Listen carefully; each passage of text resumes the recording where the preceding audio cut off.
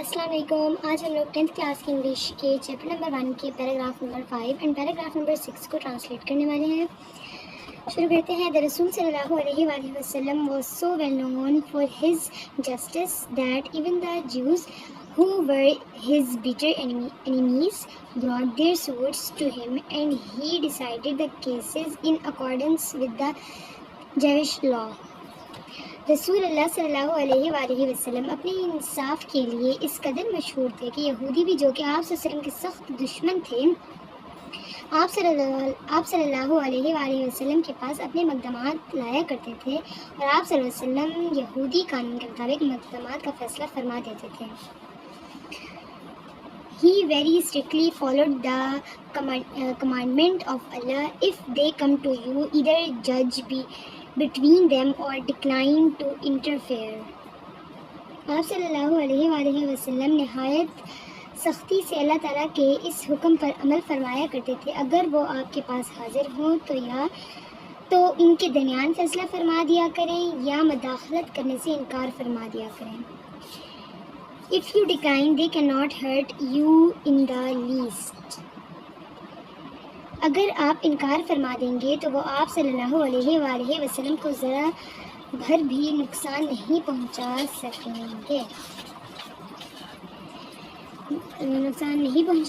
گے.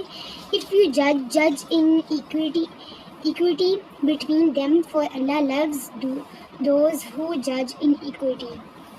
اگر آپ صلی اللہ علیہ وآلہ وسلم فیصلہ فرمائیں تو ان کے درمیان انصاف کے تحت فیصلہ فرمائیں، کیونکہ اللہ تعالیٰ ان سے محبت فرماتا ہے جو اصول معدلت کے تحت فیصلہ کرتے ہیں.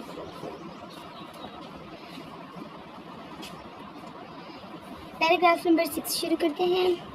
Justice demands that it should be upheld in all the circumstances, even if it goes against one's own self or one's family or relations. انصاف تقاضا کرتا ہے کہ تمام حالات میں اس کی بالادستی قائم رکھی جائے، خواہ یہ کسی کے اپنے خلاف ہو یا ان کے خاندان یا رشتہ داروں کے خلاف ہو. All of his life, Hazrat Muhammad judged other people's affairs with justice and told his companions to be just. حضرت محمد صلی اللہ علیہ وآلہ وسلم نے زندگی بھر لوگوں کے معاملات انصاف سے طے فرمائے اور اپنے ساتھیوں کو بھی منصف بننے کی تلقین فرمائی. It is reported by Hazrat Ali that Allah Rasul said to him, حضرت علی رضی اللہ عنہ سے روایت ہے کہ پیغمبر خدا صلی اللہ علیہ وآلہ وسلم نے ان سے فرمایا، When two men come to you for judgment, never decide in favor of one without hearing the arguments of the other. جب آپ کے پاس دو آدمی فیصلہ لے کر آئیں تو کبھی بھی دوسرے کے دلائل سنے بغیر پہلے کے حق میں فیصلہ نہ کریں. It is then most likely that you will know the truth. اس طرح انتہائی امکان ہے کہ آپ سچائی جان جائیں گے. حضرت معاویہ reported Allah Rasul saying, Any ruler or judge who closes his door on the poor, the needy and the destitute, Allah closes his door on him when he becomes needy and destitute.